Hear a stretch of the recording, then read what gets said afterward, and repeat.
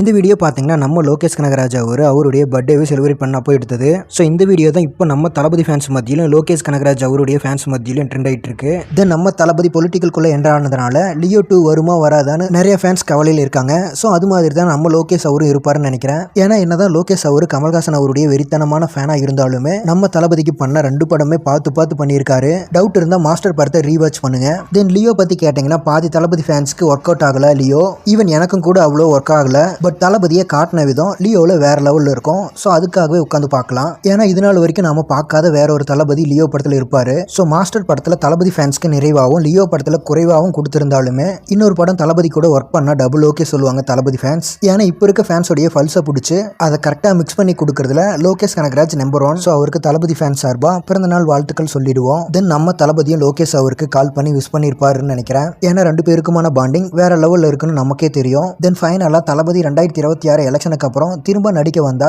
அது லியோ 2 இருக்க நிறைய சான்சஸ் இருக்கு. ஏன்னா அப்போதான் அந்த படத்துடைய ஹைப் வேற லெவல் இன்க்ரீஸ் ஆகும். ஸோ வெயிட் பண்ணி பார்க்கலாம் என்ன நடக்க போகுதுன்னு. தென் இந்த நியூஸ் பத்தின உங்களுடைய ஒப்பீனியனை கமெண்ட்ஸ்ல சொல்லுங்க. ஆனால் இது மாதிரி தளபதி பத்தின அப்டேட்ஸ்க்கு நம்மளுடைய சேனலை மறக்காம சப்ஸ்கிரைப் பண்ணி சப்போர்ட் பண்ணுங்க. Thank you friends.